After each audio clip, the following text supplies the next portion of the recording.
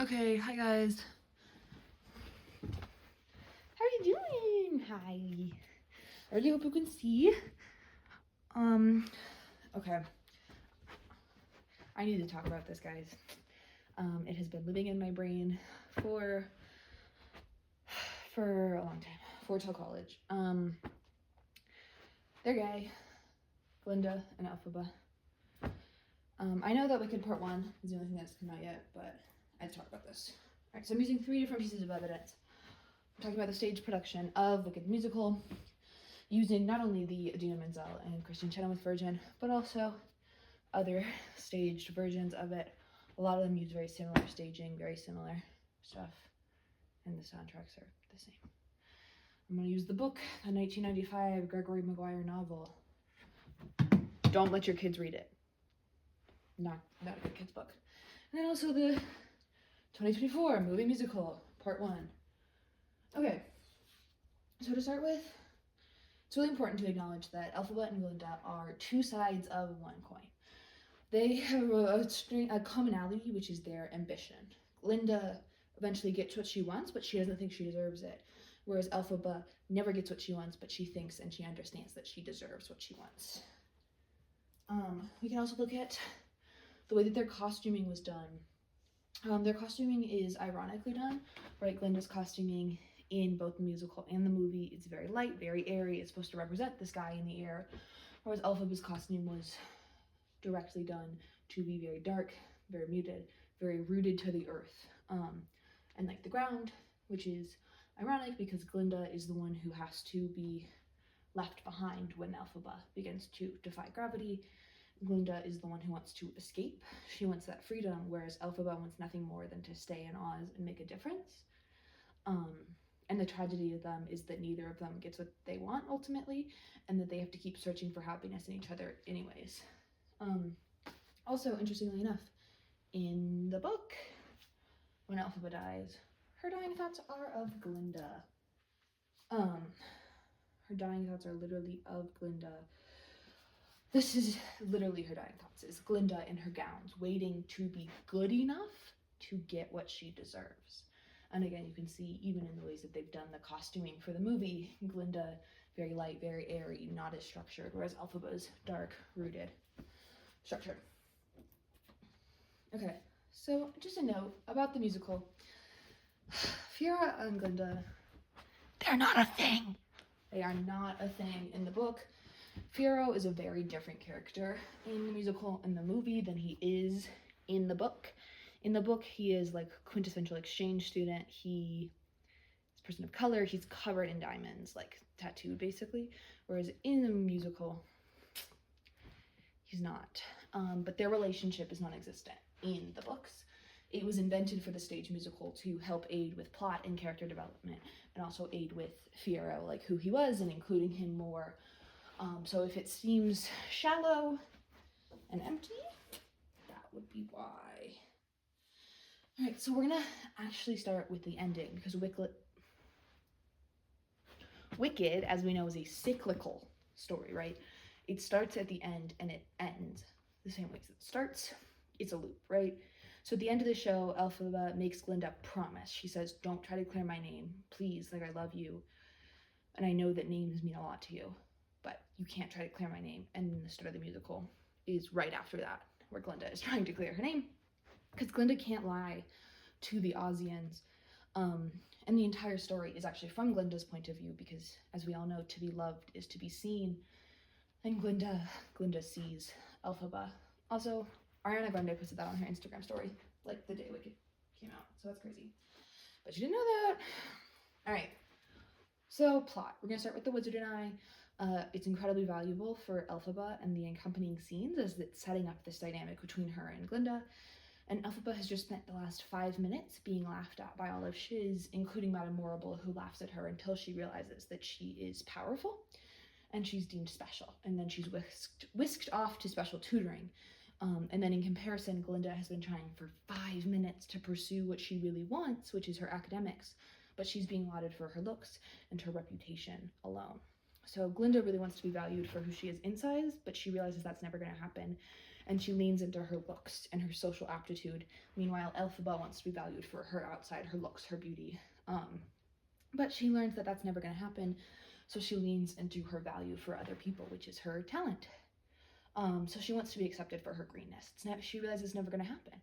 They are pitted against each other not only by the audience, but by the characters in the show. But they're really not so different. And in the books, Bach actually notices this too. Yeah. Then we get into one of possibly the gayest songs in the entire world. What is this feeling? It's lesbianism, let's be so honest. So, fun fact about this song, Stephen Schwartz actually took inspiration. For all of you losers out here who don't know your musical theater, Stephen Schwartz was the composer of Wicked. He took inspiration from a lot of classically romantic songs for this song, especially 10 Minutes Ago from the musical Cinderella, specifically Roger and Hammerstein's Cinderella. And I know this song is supposed to be a spoof of love songs like Love at First Sight, Hate at First Sight, but sometimes it's a bit too genuine, and it's just for real, like, we actually love each other. What is this feeling? I'm in love with her, but I can't tell anybody. And elphaba actually really respects Glinda, because at this point, Glinda is the only person who dislikes her for reasons on the outside, reasons outside of her being green. Glinda doesn't like her because she got something that she wants. Whereas in the books, this is true as well. In the book, she actually has a pretty clear, hold on, I'm taking off my hoodie. In the book, she has a pretty clear fascination with elphaba, which, in my opinion, is kind of a crush without a crush. If you look at these quotes from the book, this is a quote where she gets into the dorm and elphaba's already asleep, and she's like, oh my gosh, this is ridiculous, this is awful. My girlfriend doesn't want to look at me. And then this one, they're bickering, and elphaba smiles at Glinda, and Glinda's like, elphaba the delirious, maybe. And then it might be a mocking smile, but Glinda returns it unthinkingly. So at this point, it's unclear both to themselves and to the audience if they actually like each other, if they're fighting, or if it's like banter, or what the deal is. Further, the ways that elphaba is described by Glinda, both verbally and in Glinda's head, it's supposed to come off as insulting, but it's not. It's intrigued. Let's be honest. And if you think about it from the perspective of Glinda, it's like she's in the closet even to herself. So it reads very much like if you have an unrequited crush on somebody and you're like, oh my gosh, I love them, but as a friend. Oh my gosh, I hate them, but as like a friend. That's how it feels. Okay, moving swiftly on to Dancing Through Life. Side note about this freaking hat. Glinda says, I don't hate anyone enough to give them this hat. And then her friends are like, Mama, you have beef with elphaba. Did she not sing a whole song just now about how much she hates elphaba? But then she's like, oh my gosh, you guys are right. So anyways, this hat. That's the whole thing. Okay, Dancing Through Life. So in comparison to Fiyero and Glinda, in regards to elphaba, they view her very differently, right? Fiyero says, you can say what you want, but she doesn't give a twig what anyone thinks. Which is not true, idiot. Idiot man. He's like, she doesn't care what anybody thinks. And Glinda's like, she literally does. She's just pretending to keep herself safe, which is the truth, I do have to say. And it's striking how well that Glinda understands elphaba, even though she claims not to like her at this point still. And especially in comparison to Fiyero, who's supposed to be the main love interest. I have a theory that this love triangle between them is not actually if Fiyero is going to pick elphaba or Glinda, but rather if elphaba is going to pick Glinda or Fiyero. That's a whole other topic. But also this moment really humanizes elphaba to Glinda. She sees her as a human, as a teen girl, and a person who needs acceptance. Especially because Glinda was the one who invited her here, and elphaba shows up thinking it was all in good faith, thinking the hat was in good faith, and it wasn't. Which also, like, after you just sing a whole song about hating this girl, anyways, Okay, no, go back. Lesbi-honest. Glinda's a lesbian in the closet. At the beginning of Dancing Through Life, they literally go, "You're perfect. You're perfect. So we're perfect together." Like, that's literally the reason. They just met. The only reason they like each other is because they're rich and hot together. And the audience is meant to find Fiyero charming, but Glinda to me really feels like Quinn Fabray from Glee. Understanding that being with a man who's popular will boost your social status. This is the same character in different fonts. Blonde, hot, regarded as like the top of the school, definitely in love with someone they're allegedly beefing with.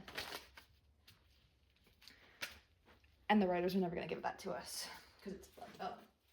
So, side note about the book, Gregory Maguire, who is gay. Gregory Maguire, the author, is gay.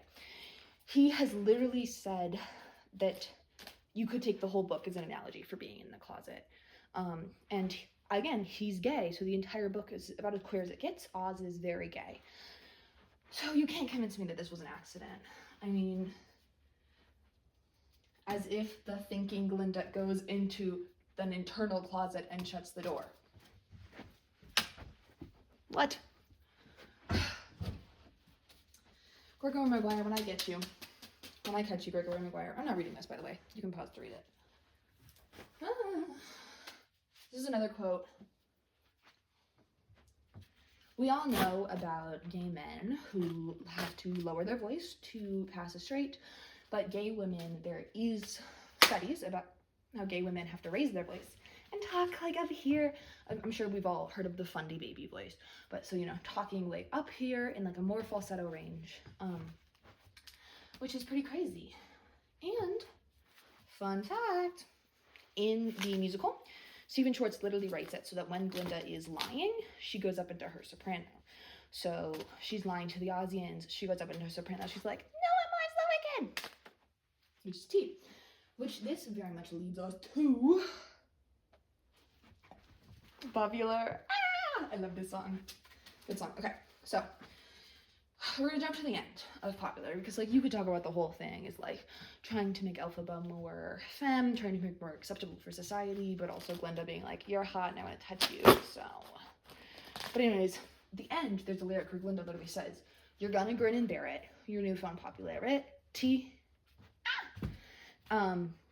And I think it's interesting to see how she discusses and thinks about popularity, which is something you have to grin and bear, something you have to work through. That social status in general is not something to be enjoyed or that can be enjoyable at all. It makes you wonder if the apparent shallowness that she has is something she chose or if it was thrust upon her. And she has to accept it begrudgingly, right? Are people born wicked or was wickedness thrust upon them? Are people born popular and shallow, or was popularity and shallowness thrust upon them? On stage, the entire song is just hardcore flirting. Literally, Glinda just sits there for 5 minutes and is like, "You're so pretty. Oh my gosh, you're so hot." And she's pretending to teach elphaba to be popular for 5 minutes. And elphaba's like, "I only want to learn from you, Glinda." And Glinda's like, "I'm so smart. Here, let me teach you about how to be popular." Also, at the end of this song, the "I'm not that girl" motif is played, which injects what? Romance into the scene. I think this is the first time that Glinda is acknowledging that she genuinely finds elphaba beautiful, not just as an objective concept, but as a personal opinion. And I think that this is the moment that elphaba realizes she might have feelings for Glinda, when Glinda's like, "Oh, Miss Elphaba, you're beautiful." And then elphaba's like, "I gotta go, guys, I gotta go." She's like, "I want some of elphaba's nachos." And elphaba's like, "I want some Glinda nachos." And then she's like, "Actually, I have to go." Yeah, so she runs away. All right, moving into the lion cub scene. Don't at me for the bad pictures, okay? This is meant to be a progression of this relationship between elphaba and Fiyero. However, it's already been established that Glinda's in class with Dr. Dillamond, but in the stage production, she's not in class with Dr. Dillamond during a lion club scene. So, can I be so honest with y'all? I don't think that they could figure out how to progress the scene on stage with Glinda being in the scene in a hetero way. I know in the movie they changed it for like continuity purposes or whatever, but it makes no sense. And I know people argue that it's like, well, elphaba knew she could trust Fiyero because he's friends with the animals, like his bestie is his horse. And she didn't know she could trust Glinda because Glinda always wants to uphold the status quo. You're wrong. Shut up. Okay. We're talking about I'm Not That Girl and I'm Not That Girl reprise. It's the same concept, but in reverse. So we're going to talk about it at the same time. In my opinion, they are not jealous of Fiyero, this man who allegedly stands in between them. No, that's a stupid, dumb idea. They are jealous of each other. They want to kiss each other on the mouth. Anyways, I think they're both jealous either of each other or of Fiyero, right? They're jealous that Fiyero gets the affection and attention of the other one, right? They're not like, oh, I want to be with Fiyero. They're like, I want to be Fiyero, so she'll kiss me on the mouth. So in the initial I'm Not That Girl, Fiyero is still outwardly pretty shallow and petty and like popular, but he's allegedly this like cute guy. So it just makes sense for elphaba to be jealous of that, right? Because that's what Glinda wants. That she's not a charming young man who can outwardly be with Glinda. Also because she does think Glinda wants this young charming man. Whereas on the flip side, Miss Glinda in I'm Not That Girl reprise, after Fiyero tells her, you've changed, and then I'm gonna go with her, I think she's jealous of his courage. I think she wishes she could go with Elfie. She wishes she had the bravery to reject society and societal perceptions of her and to be with Elfie. She is jealous that he gets to have elphaba for no other reason than he's willing to. That he is willing to go with her. And especially just because, like, it's so important for this. Okay, so after I'm Not That Girl, they talk about going to Oz. But before that, let's look at some book quotes. Maybe.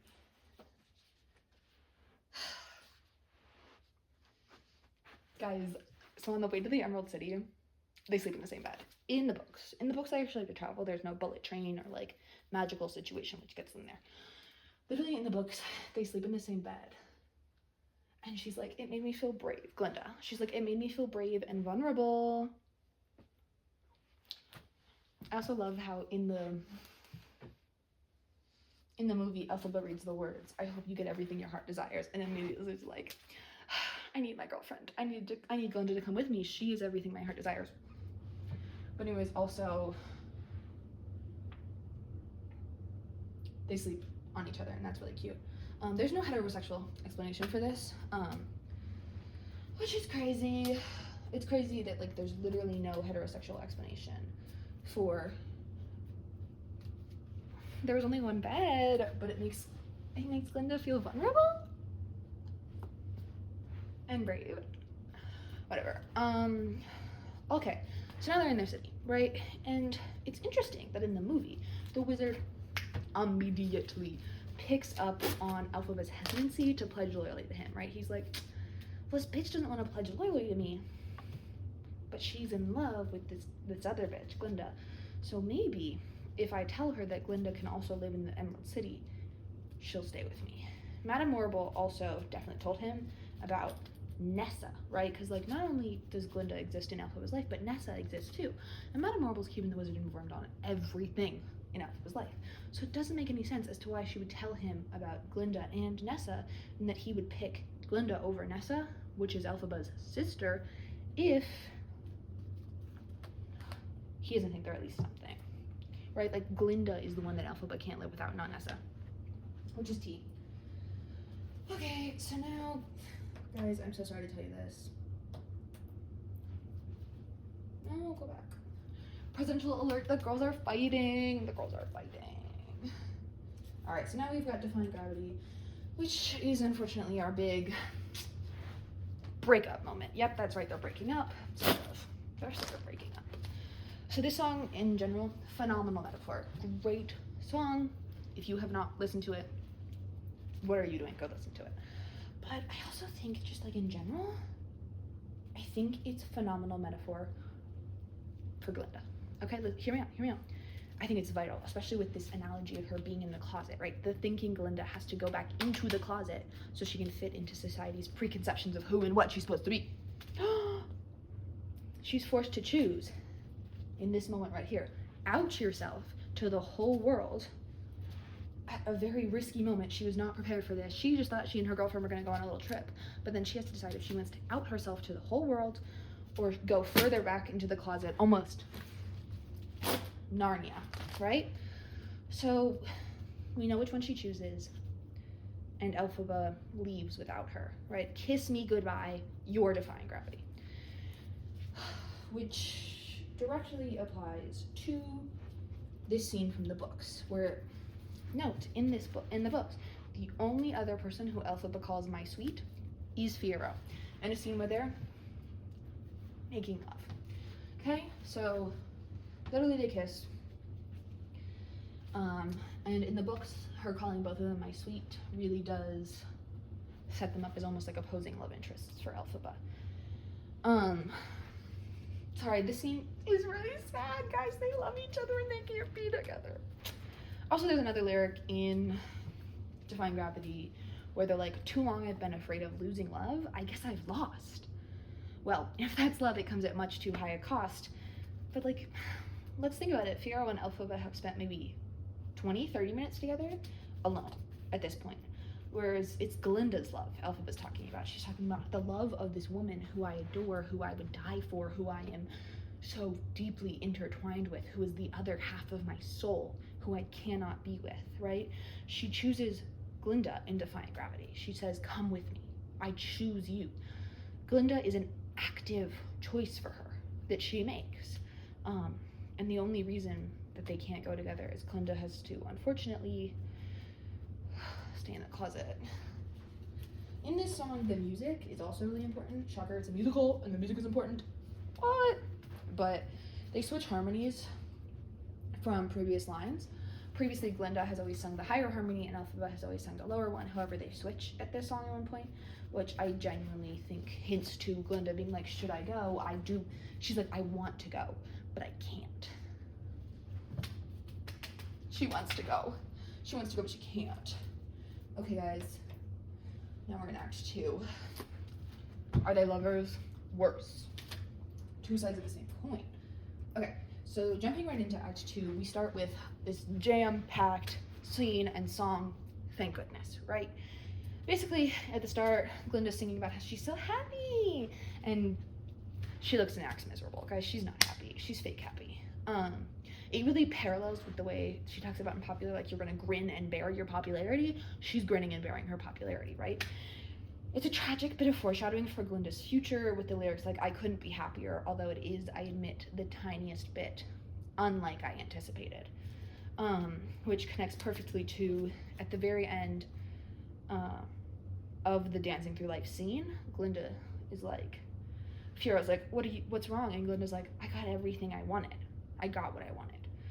But again, in the source material for the musical, there is more metaphors with Glinda and closets, talking about this whole scene, but also just Glinda in general having to force herself back into the closet, having to pull what she would like in her happiness into a closet so she can be the best version of herself for Oz, the Ozians, and specifically for the wizard, who's a fascist. I hate him. I don't like him at all. All right, moving on. We get to this song, which was cut from the Broadway version, from the Broadway cast recording, which is called The Wicked Witch of the East.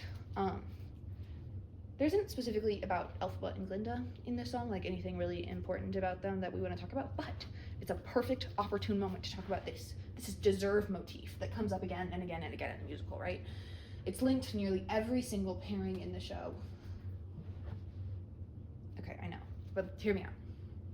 So,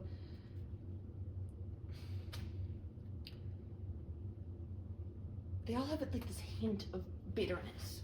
Like they're all a little bit bitter, or they become bitter in the end, right? Like they get stuck in a relationship with each other and it's for appearances. They don't actually love each other. The hat, which Glinda gives her, becomes this symbol for elphaba's wickedness to the whole world, right? This pointed hat, which is kind of crooked, symbolizes her wickedness, her pointedness, but also her crookedness. Also, according to Ariana Grande, Glinda actually really likes that hat, and that's why she kept it and even brought it to her to Shiz, and that she doesn't actually think it's hideous, but that she's putting up, again, a front for her friends, and that part of why she gave it to elphaba is because she likes elphaba and she likes the hat. That's Ariana Grande's theory. I don't know how to feel about it. I just found that out. So, whatever. Nessa eventually traps Bach in Munchkin Land and forces the Munchkins into basically like feudalism or enslavement in order to keep him with her, and then Fiyero and elphaba at the very end are forced to leave Oz forever in order to be together. And the only pairing that doesn't give any hint of this is elphaba and Glinda, hinting that not only are they on the same footing, but that their relationship does not become bitter at some point. Okay guys, I'm gonna be so honest. At this point, Wonderful happens. I hate him. I hate this man. I don't like him at all, okay? He's a bad person.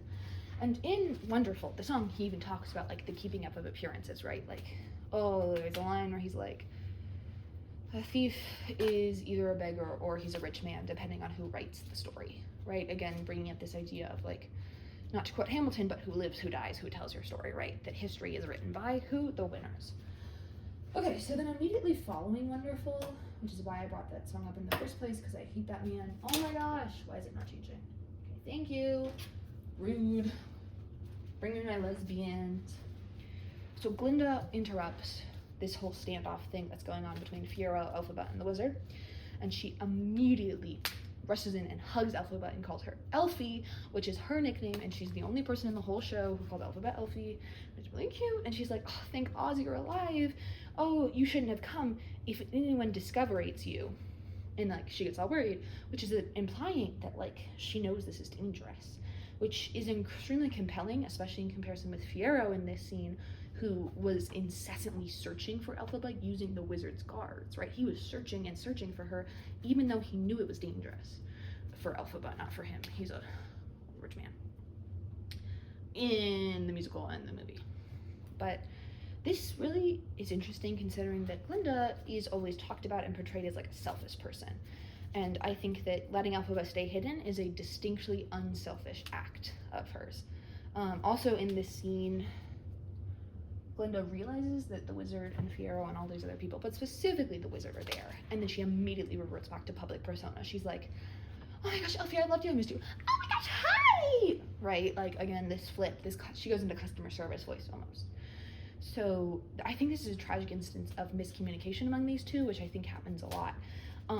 Glinda's just trying to protect elphaba, but elphaba thinks this is a betrayal, right? Glinda's trying to stay in the wizard's good favor so she can continue to protect elphaba from the inside, whereas elphaba's like, fuck, this girl betrayed me.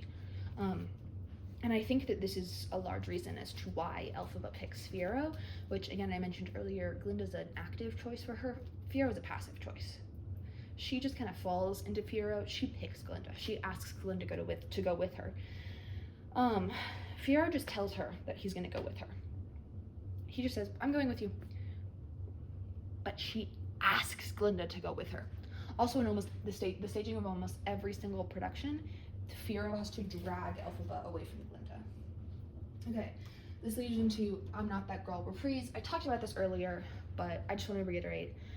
She's not sad that Fiyero left her. She wanted him to leave. She was not happy with him. She's sad that she was not brave enough to go with elphaba. This does not look like a face of somebody who is sad about their husband or boyfriend leaving them. That's the face of someone who's filled with longing. Okay, so now we have As Long As You're Mine, which is a very anxious song, right? They're very, very anxious in this song. And I really do think it's interesting. So there's musical motifs for almost all the relationships in this musical. And the motif for their relationship is the opening bars for As Long As You're Mine. And it's the same motif that's used for elphaba's wickedness throughout the show, right? This. Bum, bum, bum, bum, bum, bum. But on the other hand, the lingering motif in For Good and the whole lingering motif for the relationship between elphaba and Glinda is the same bars as the beginning of the show when elphaba runs into shiz. It's hopeful, it's optimistic. It's not only the unlimited motif, but it's the motif that comes right after unlimited of this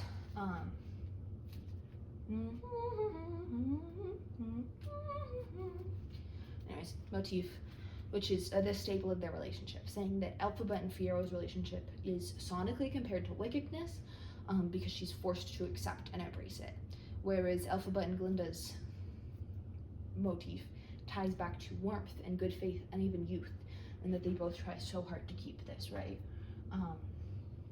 Yeah, and it's quite sad.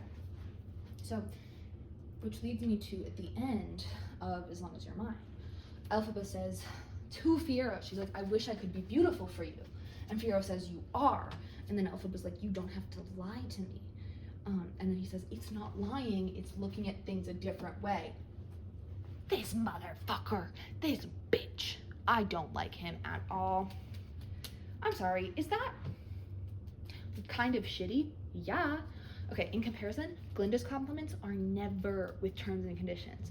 She tells elphaba she's beautiful and popular, and then elphaba's like, I have to run away. Also, in one short day, she tells elphaba that she looks positively emerald, right? Like, I'm sorry, these compliments not only embrace elphaba's greenness, but they make it seem like something beautiful rather than that her beauty is a subjective loophole. It's the looking at things differently. Shut up, bitch. Okay, we're gonna skip in time a little bit because then there's some like stuff that doesn't matter for the lesbian point of view of the show. But then we get to For Good, which is a really sad, really good song. But again, this I'm Not That Girl motif comes back in this song, slightly modulated. Right? I'm not that girl motif. Isn't that crazy? It's this motif right here. But isn't that crazy? Composing can be crazy. So all I have to say is, if not love, then why love song? If not love, then why love song? If not love, then why love song? There's also the song when they switch harmonies again. So they switch kind of back. And it's a sign of them not only changing each other, but tying it back to this one line in Defying Gravity where they switch harmonies. It's almost a sign that they're on the same page about their relationship finally. And often, almost every single time it's staged, it is staged in almost the exact same way as the Lion Cub scene with Fiero, which is a scene of romantic realization.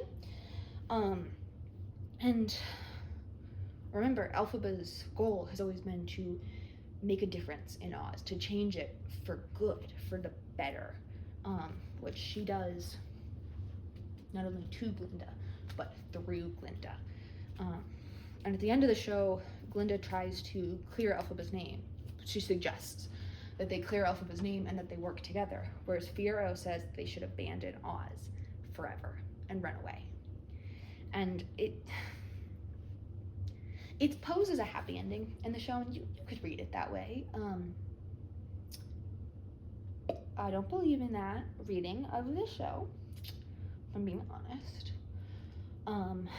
I think that this is another display of the fact that Glinda is really the only one who understands elphaba, like what she truly wants and who she truly is. So anyways, in conclusion, maybe if it will load. Maybe if she's gonna load. And historians will call them close friends, besties, roommates, colleagues, anything but lovers. Anyways, they're gay lovers. This is not to say that Glinda is a good or perfect person, or that she does not deserve criticism or hatred. And this is not to say that elphaba is a perfect person who does not deserve criticism or hatred either. I think Wicked is a musical that's very, very gray, right? It's not just a musical where you can decide one person is better than the other person. One person is entirely correct. And I think this is a musical about a lot of different things. But I think one theme that's not discussed enough is queerness and the ways that people embrace and discuss their queerness and also shy away from it. My final thoughts. If you talk about my hair, you're homophobic. If you talk about my singing, you're homophobic. I'm tired, and I made this presentation during finals week, so some stuff might be wrong, or that I might have missed some stuff. I definitely missed some stuff, so like let me know if you think I missed some stuff. But yeah, gang.